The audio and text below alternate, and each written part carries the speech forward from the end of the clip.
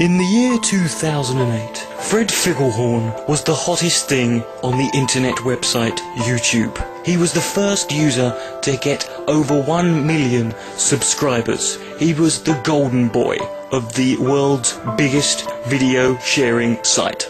However, things were about to take a turn for the worst. As his popularity grew, so did his ego. By the end of 2009, his subscriber count had gone up to a staggering 1 billion.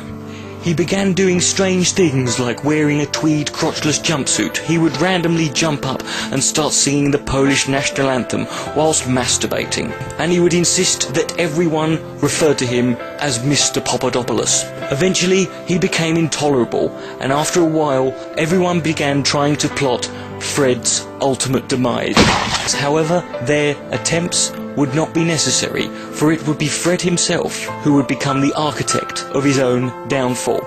By the summer of 2010, Fred had reached a massive and completely unthinkable subscriber number of 8.7 billion. It was at this point that things began to turn.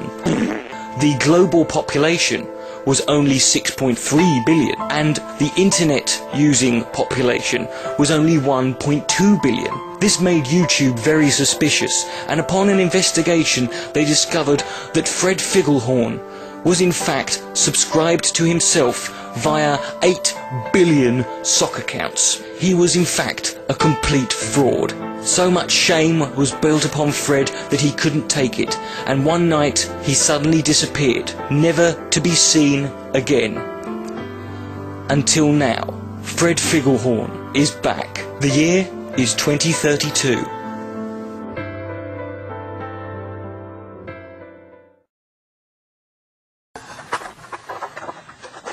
Still works. It works.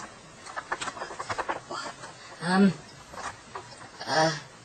I've done this for so long.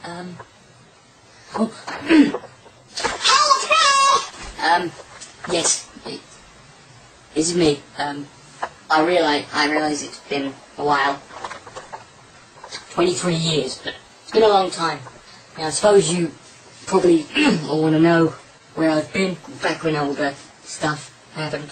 The shame was just too much for me. I couldn't take it anymore, and the scandal just broke out, and it became more media-based, and I had the press, and it started off. I mean, I've got the papers still here. It's like Fred socks, shocks, and Madonna's box. I mean, Madonna's, what's that about? I mean, Fred buys crack from a Nazi. I mean, what the hell is this? Fred accused of badger molestation. I mean, Fred eats retarded baby. You know, Fred spends the night with 3 asexual eunuch prostitutes. Man with penises for eyes works at nursery. That's not me, but running away was the only option I had left. I'd make a phone call to the local police, and I told them that I was a religious extremist and that I was going to be assassinating the president within the next 2 days. There was no need for me to do that. It's just I was going to leave, and I thought I might as well fuck some shit up, have a bit of fun. Ironically, someone did shoot the president 2 days later, but that definitely wasn't me.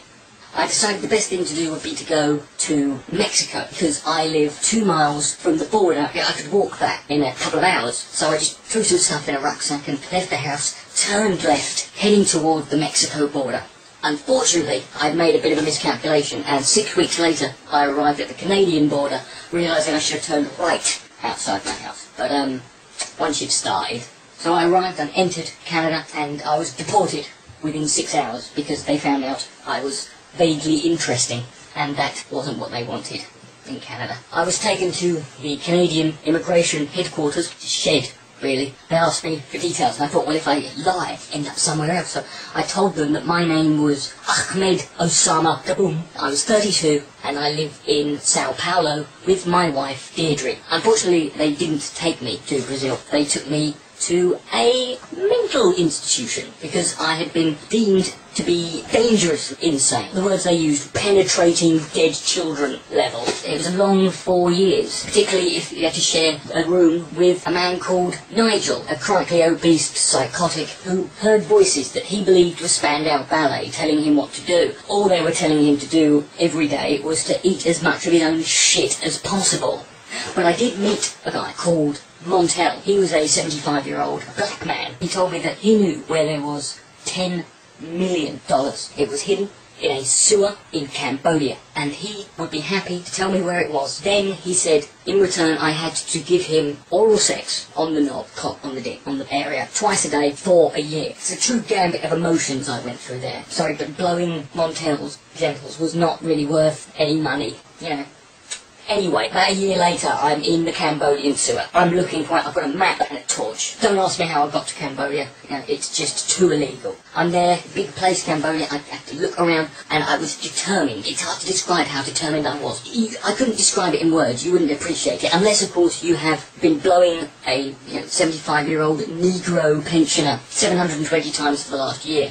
You know, it becomes easier, but, you know. And so I just determined. I kept looking and looking. I was going to find it. About a month later, there it was. It came to me. It hit me. Right there.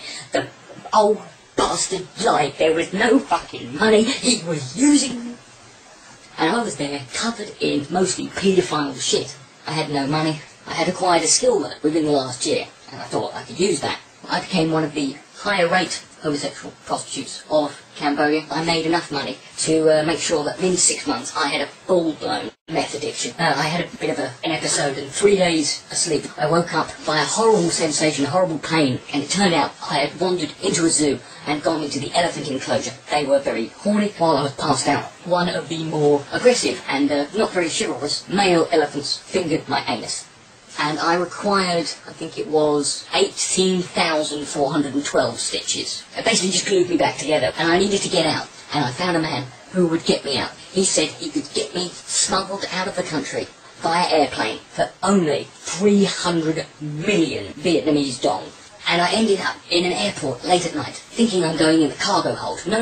He gaffer taped me to the underside of the airplane. How the fucking pilot didn't see me, I never know. And I landed safely after 18 hours in the ocean. We crashed. I was captured by Lebanese terrorists who tied me to a radiator. Apparently it was a Terry Waite reunion. It was okay. 7 years flew by. I mean, there was one point when they did stick a Kalashnikov in my pee hole, and they shot me 27 times, and it burst all my stitches. So I came back. I was watching my videos, my old videos from a little brother.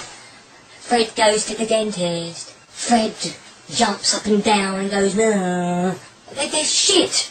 They're fucking shit. No wonder I had to fucking sock account myself. I wanted to do Fred fucks the milkman. Fred gets molested by his uncle. Fred sets fire to a fucking nursing home. Google, YouTube wouldn't let me. Well, you can't stop me now, can you? Oh no, it's no more than cutesy ADHD. No, this is angry, pissed off, worn out, male prostitute, meth addicted, ripped anus, bestiality enthusiast, Fred Figglehorn.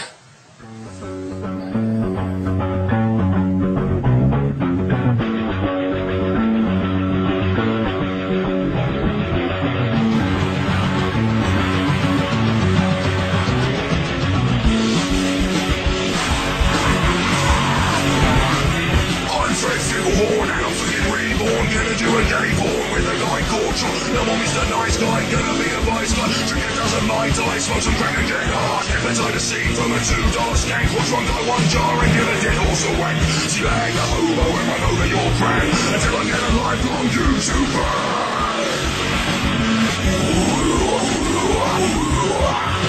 Oh yes, who am I?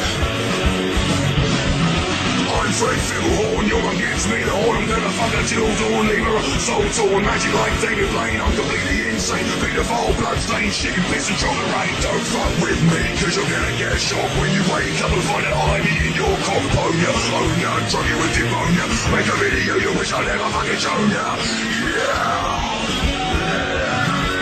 that's right, I'm Fred Figglehorn, back motherfuckers, flag me, dare. I'll find out where you live and burn your fucking house down. Virus, it's Fred.